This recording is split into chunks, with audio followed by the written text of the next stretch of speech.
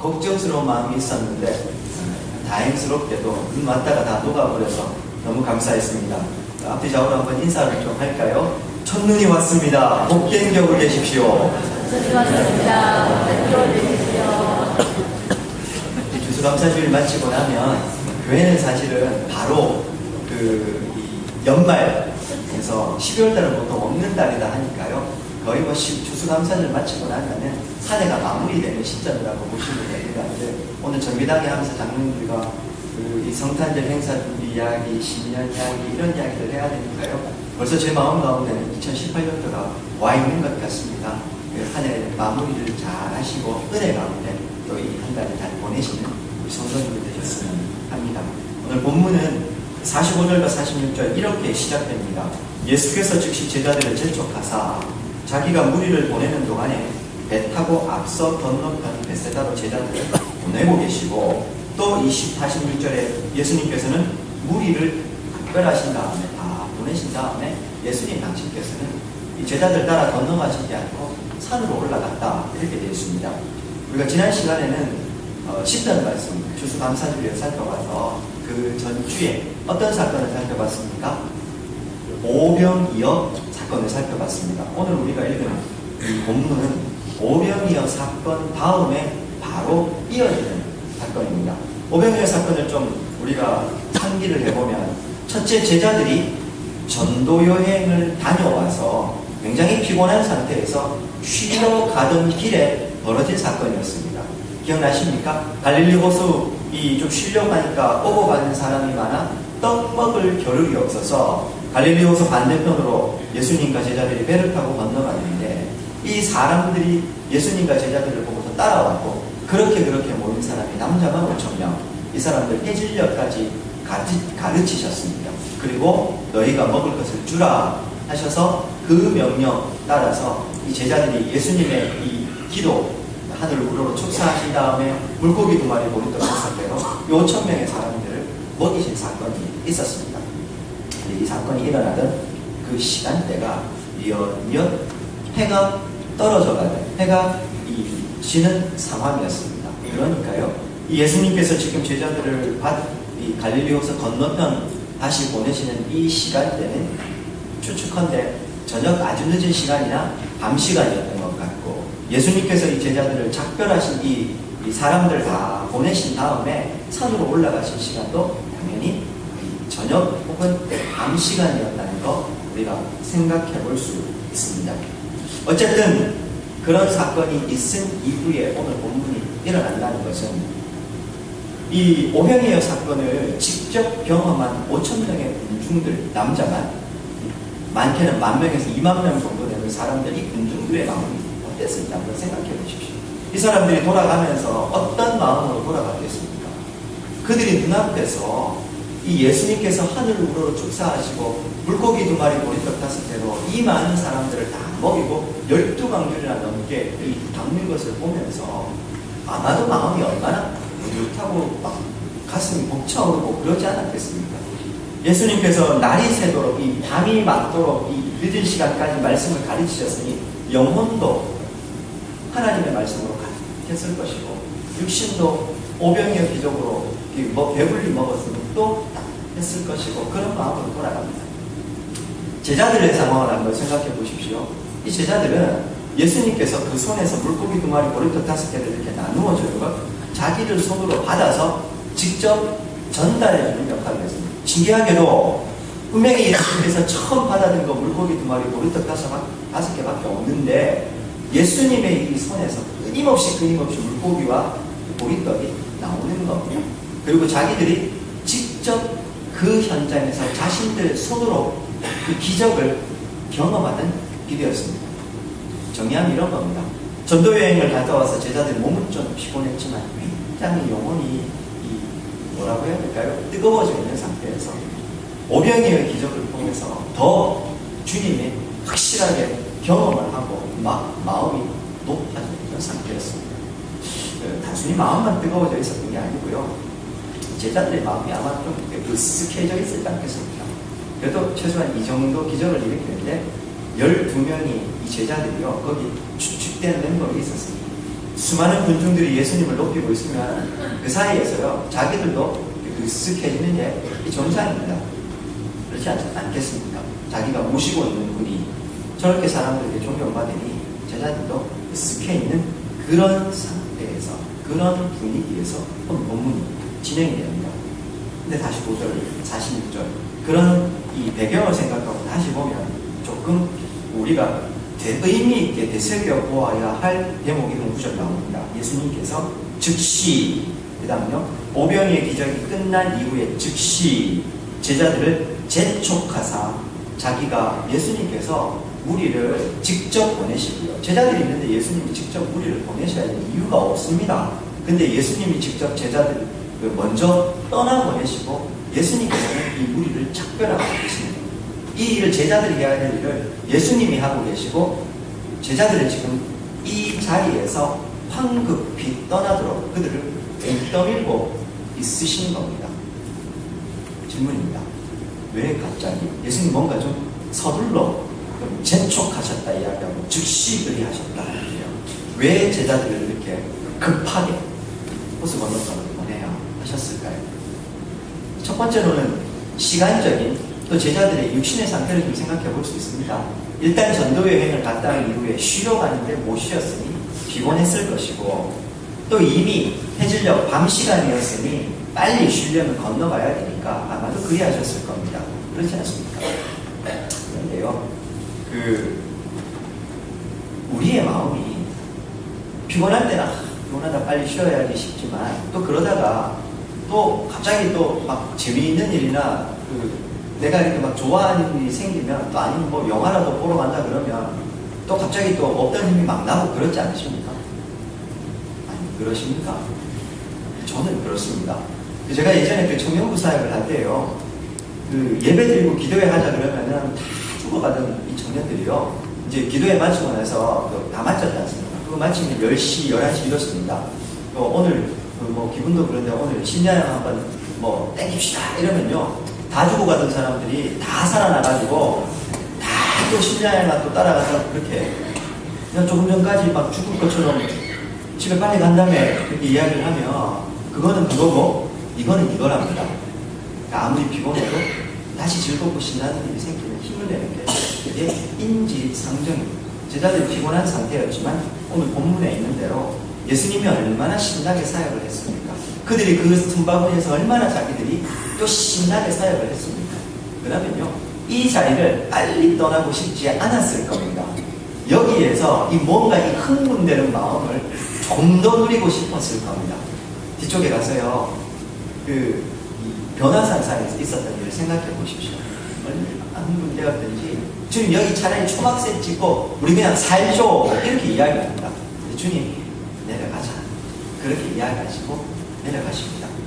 그러면 도대체 예수님께서 제자들을 이렇게 재촉해 보내시는 이유가 무엇일까요? 사랑하는 여러분, 오늘 본문에는 나오지 않습니다만 우리가 마가복음 시작하면서 살펴봤던 본문이 있습니다. 자막 좀 띄워주시겠습니까? 1장 38절입니다. 이르시되 우리가 다른 가까운 마을들로 가자. 거기서도 전도하리니 내가 이를 위하여 왔노라. 어떤 본문인지 기억이 나십니까? 예수님께서 공생애를 처음 시작하시고 많은 병자들을 고치시고 사람들에게 이 말씀을 가르치시니까요, 사람들이 막 몰려옵니다. 온 동네가 그 집 앞에 들어서 있는 상태였다고 성경은 설명하고 있습니다. 그리고 밤늦게 사람들이 다 돌려보내고 쉴 때 예수님께서 새벽 아직 밝기 전에 기도하러 가셨고, 그 예수님을 쫓아서 제자들이 와서 선생님 여기 뭐하고 계십니까? 지금 첫 새벽부터 사람들이 와서 다시 선생님 찾습니다. 가시죠. 이러니까 예수님 하셨던 말씀이 동문서답같이 말씀하십니다. 우리가 다른 마을로 가자. 거기서도 전도할 것이고 내가 이를 위하여 했다. 무슨 말입니까? 사람들이 나를 찾는 영광의 자리, 그 내 마음이 막 높아져 있고 사람들이 나를 높이려고 하는 자리, 거기에 그것을 보기 위해서, 그것을 내가 막 누리기 위해서 온 것이 아니라 각 고울로 다니면서 하나님의 말씀이 필요한 영혼들, 주님의 만지심이 필요한 사람들, 그 사람들 만지고 고치시고 하나님의 말씀으로 먹이는 이 사역을 위해서 내가 왔다. 그러니 다른 고울로 우리 가자. 예수님께서 그리 말씀하셨습니다. 그 예수님의 모습을 우리가 좀 생각해 본다면 오늘 이 말씀에서 예수님께서 이 제자들을 즉시로 재촉하셔가지고 막 보내고 있는 이 모습에서도 우리는 똑같은 예수님의 모습을 또 찾아볼 수 있을 것 같습니다. 제자들이 으쓱해가지고 이 자리에서 이 너무 막 즐겁고 기쁘지 않습니까? 이 잔치 자리인데 배도 부르겠다. 이제 뭐 까짓거 오늘 그 천연사경에 한번 하죠. 뭐 이런 분위기였을 거 아닙니까? 그런데 예수님은 강인하는 겁니다.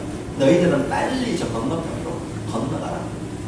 제자들 예수님께서 전도여행을 보내셨습니다. 그 전도여행을 통해서 그들은 경험했던 게 있었습니다. 하나님의 말씀이 사람들을 변화시키고 사람들의 육신을 치유하고 그들의 삶을 변화시키는 걸 보았습니다. 경험을 했었더랬습니다. 주님이 이 제자들에게 다시 그 사명에 대해서 말씀하고 계시는 겁니다. 오병이의 기적을 통해서 제자들의 마음이 갑자기 또 막 불듯이 일어나면서 그들의 마음이 막 높아져 있는 상태에서 주님이 쉽게 말씀드리면 사명이 무엇인지 그것에 대해서 몸소 보여주시고 있는 겁니다. 너희들이 있어야 할 자리는 이 잔치 자리, 모든 사람들이 칭송하는 그런 자리가 아니라 하나님의 말씀이 다시 필요한 사람들, 주님의 이 위로와 은혜가 필요한 사람들에게 다시 가서 그곳에서 말씀을 전하는 이 일이 너희들이 해야 할 사명이다. 그거 예수님께서 다시 상기시켜주는 게 아닐까 이런 생각을 합니다. 그런 이 제자들 즉시로 재촉하사 이 자리를 떠나는 것입니다. 여기서 이 잔치 자리 같은 곳에서 있지 말고 여기 너희들 있어야 할 자리 아니라는 겁니다. 사랑하는 여러분, 교회에 이렇게 은혜 받고 있으면은 여기가 천국 같고 여기 오랫동안 있고 싶습니다. 그런데요, 밤깊도록 동산에 주와 함께 있고 싶지만 괴로운 세상 살릴 만한 주께서 나를 명령하시지 않습니까? 제가 늘 말씀드리지만 우리 성도들이 우리 예수 그리스도를 구주로 영접한 주님의 제자들이 삶의 꽃을 피워야 될 장소는 교회가 아니고 하나님 나를 구원하신 삶의 현장입니다. 교회에서 여기서 막 은혜롭게 은혜를 받았다면 나가서 거기서 그 은혜를 쏟아부어야지 여기서 막 꽃을 피우고 나가서 피곤해서 하고 힘들어하고 그게 아니랍니다. 이 바뀌어야 오늘 예수님께서 어쩌면 저는 이 부분에서 우리들에게 똑같은 생각합니다. 내가 영광의 순간 영광의 자리에 머물러 있고 싶지만 그 좋은 곳에 나도 그냥 계속해서 있고 싶지만 주님 우리에게 다시 말씀하시는 것, 이 땅을 살아가는 동안에 주님의 제자들이 너희들이 있어야 될 자리는 그 영광의 자리가 아니라 다시 하나님의 말씀이 필요한 사람들, 주 예수 그리스도가 그리운 가슴들마다 나아가서 하나님의 말씀으로 그들을 먹이고 살리는 이 사명을 감당해야 된다. 불러주신 삶의 현장으로 나아가서 신이 이 신앙의 꽃을 피우라, 그렇게 명령하시는 것 같습니다. 바라고 소망하는 것은요, 우리 성도님들 교회에서 열심히 하셔야 됩니다. 또 사역 지원서 얘기해놓고서 또 이렇게 얘기합니다. 교회에서도 열심히 하시고요, 하나님 우리에게 불러주신 가정에서 직장에서도 열심히 사역하셔서 그곳에서 주님의 제자 가운데 힘껏 사시는 저 성도들 되시고 주의 이름으로 축원드립니다. 자, 이제요, 예수님께서 제자들 재촉해서 보내시고 주님은 산으로 기도하러 올라가셨는데 47절에 문제가 하나 벌어집니다. 저물매 배는 바다 가운데 있고 예수님께서는 홀로 무태 산에 계셨습니다. 48절입니다. 바람이 그스름으로 제자들이 힘겹게 노젓는 것을 보고 계셨고 밤 사경쯤에 바다로 걸어서 그들에게 보고 계셨습니다. 마태복음 14장 24절에서는 이 제자들의 상태에 대해서 자막입니다. 이렇게 이야기합니다. 배가 이미 육지에서 수리나 떠나서 바람이 그스름으로 물결로 말미암아 고난을 당하니라. 아사니조라고 하는 고난당하다 이 단어를 쓰고 있는데요, 시금석으로 시험하다, 고통을 주어 시험하다, 이런 의미가 있습니다. 이 제자들이요, 오늘 본문에는 그냥 바람이 그스름으로 제자들이 힘겹게 노를 젓고 있었다 이렇게 이야기하는데, 그 병행구절들을 살펴서 보면 제자들이요 지금 죽을 고생을 하고 있는 겁니다. 예수님이 보내셔가지고 지금 건너편으로 건너가는데 거길 다 못 건너가서 이 호수 한가운데 갇혀가지고 제자들이 지금 이 몸도 마음도 힘든 상태에 있었음을 성경을 이야기합니다. 제가 이전에도 설명을 드렸는데 이 갈릴리 호수가요, 헐몬산의 이 만년설에 의해 찬바람과 유대 광야의 뜨거운 바람이 만나가지고 갑작스럽게 폭풍이 자주자주 일어난다, 이런 말씀을 드렸었습니다. 아주 인생 같습니다. 양한 듯 하다가도 한순간에 막 폭풍우가 몰아다니는 것처럼 제자들이 그랬던 겁니다. 지금 멀쩡히 잘 있는 곳에서 예수님이 채축해서 보내셔서 건너가는 중에 이 제자들이 여기서 고통 가운데 막 난리가 난 겁니다. 갑자기 폭풍이 닥치고 물결로 말미암아 고난을 당하고 있는 겁니다. 괜히 보내셔가지고 이 고생을 하게 하시는 겁니다. 다르게 말하면 내 나름대로는 하나님께 은혜를 받아서 이 은혜의 자리에 좀 머물러 있고 싶었는데, 아니면 내 나름대로는 은혜를 받고 결심을 해서 무언가 주를 위해서 살겠다고 딱 마음먹고 시작을 했는데 그때부터 갑자기 이 일이 안 되는 겁니다.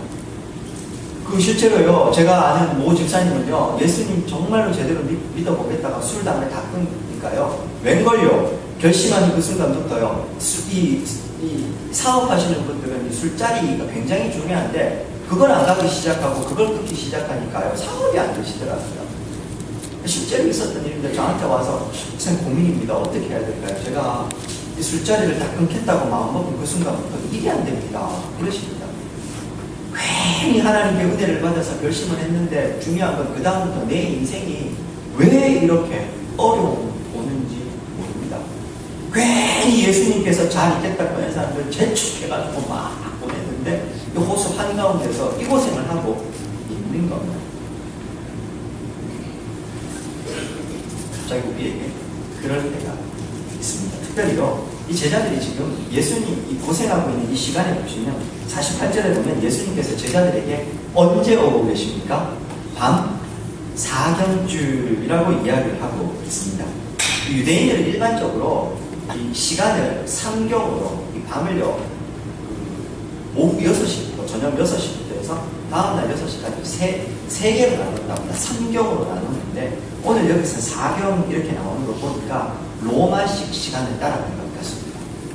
이 4경으로 나누는 건 로마식인데요. 쉽게 얘기하면 이런 겁니다. 1경은 6시부터 9시까지, 2경은 9시부터 12시까지, 3경은 12시부터 3시까지, 4경은요 3시부터 6시까지가 되는 겁니다. 새벽 3시부터요 6시까지 이 제자들이 죽을 고생을 하거든요. 자, 그럼 시간적으로요, 예수님 제자들을 보내실 때가 저녁이나 밤중쯤이었는데 제자들이 아직 건너편에 못 건너가서 이 새벽 3시에서 6시 사이까지 뭐하고 있었던 겁니까?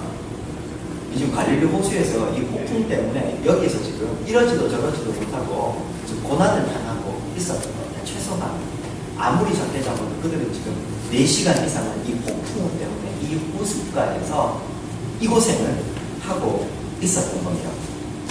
문제는 내가 예수님 말씀대로 살겠다고 결심을 하면 어려워. 각오는 하는데 뭐 웬만한 건 내가 참고 넘기겠는데, 문제는 내가 힘들고 어려운데 그런 순간에도 하나님께서 내게 도대체 응답을 안 하시는 거예요. 제자들 처음에는요, 이 호수를 건너가는 동안에 이들이 최소한 많게 잡으면 7명 정도가 어부 출신이었을 때 갈릴리 출신들이니까요, 이 정도는 너끈하게 이길 수 있다고 생각하고 갔을 겁니다. 문제는요, 새벽 3시에서 6시가 다 되도록 이 고생을 하고 있는데 괜히 우리를 이렇게 보내신 예수님께서 도대체 어디에서 뭘 하고 계시냐는 겁니다. 하나님 말씀대로 성도가 살아가는데 적당한 어려움 뭐 그 정도는 각오하겠는데, 문제는 그게 너무 극심해지면 도대체 하나님 어디에 계시냐는 겁니다.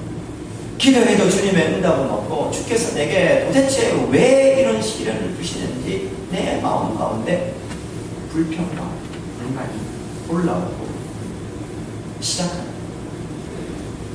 생각해 보십시오.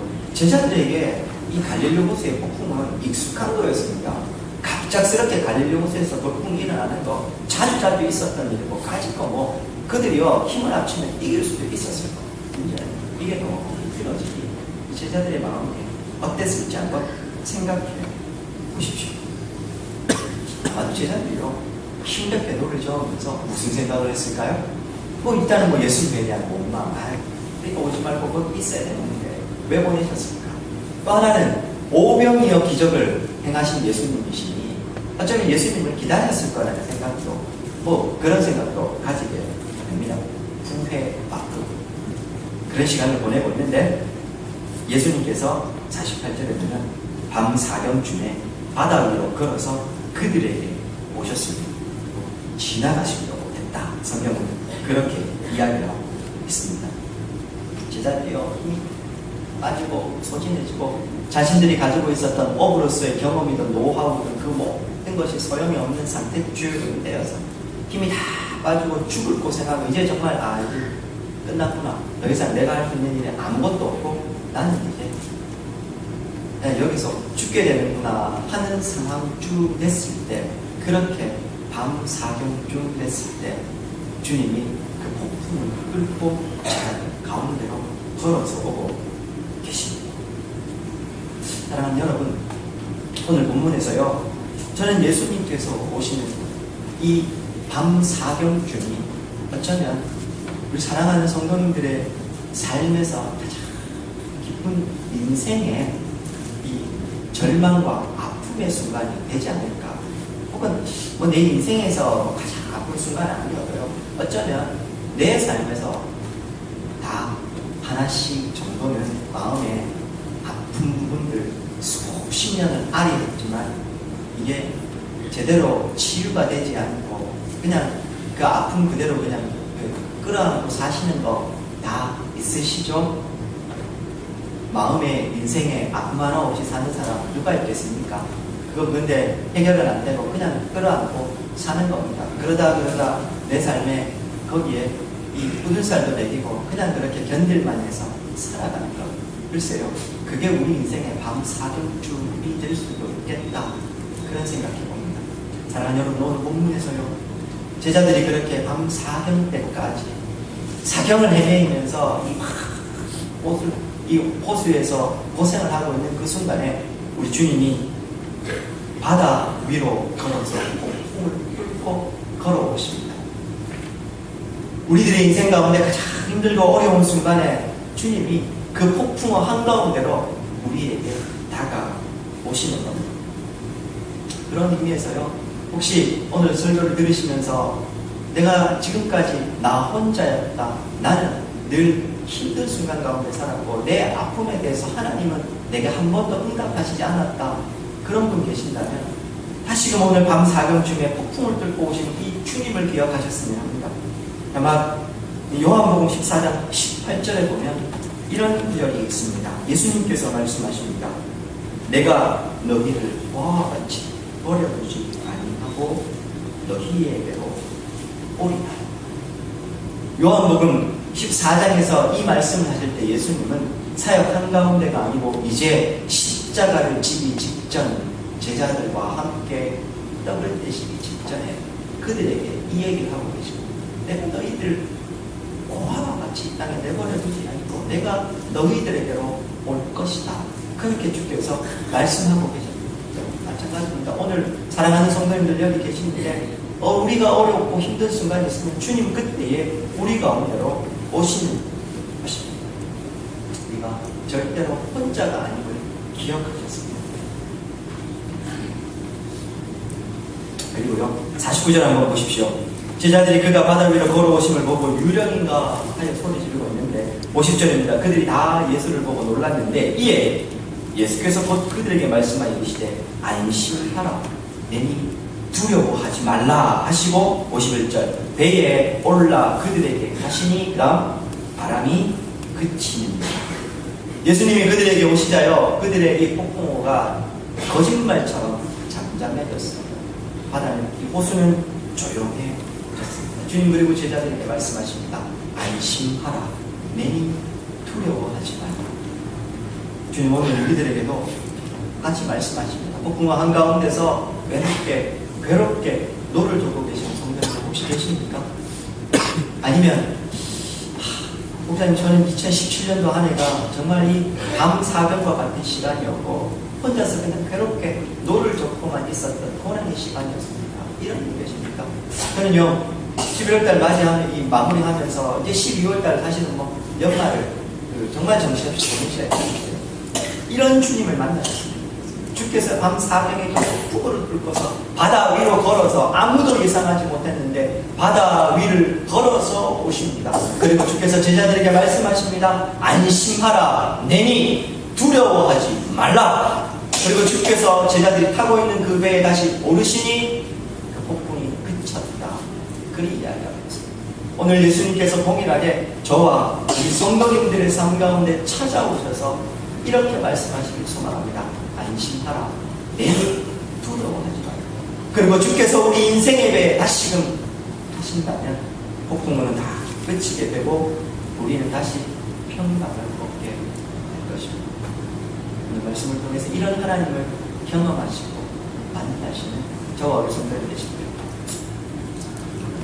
말씀을 좀 마무리하려고 하는데요. 마무리하기 전에 사실 51절까지 해서요. 예수님께서 오셨고 폭풍우도 거쳤고 이 제자들은 괜찮다. 여기서 끝내도 오늘 본문은 괜찮은데 52절 한 구절을 더 붙이고 있습니다. 보십시오. 이는 그들이 그 떡 되시는 일을 깨닫지 못하고 도리어 그 마음이 둔하여졌음이라. 그러니까 부분에 보면요.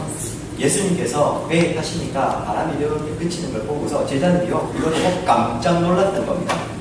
심지어 다른 본문에 보면요. 베드로가 이제 예수님 저 걸어오게 하십시오. 이렇게 걸어갔던 거기에서 보면요. 예수님을 보고 유령인가 하고 소리 질렀던 장면도 나오는데요. 어쨌든 제자들이 깜짝 놀라고 있었는데 성경은 이야기합니다. 왜냐하면 그들이 그 떡 되시던 일을 깨닫지 못하고 그 오병이어의 기적에 그 현장에 있었음에도 불구하고 그 사건의 의미를 그 기적을 알지 못하고 그 기적을 일으키시는 예수님이 누구신지를 정확하게 제대로 믿지 못하고 그 마음이 둔하여졌습니다. 이렇게 한 구절 붙이고 있습니다.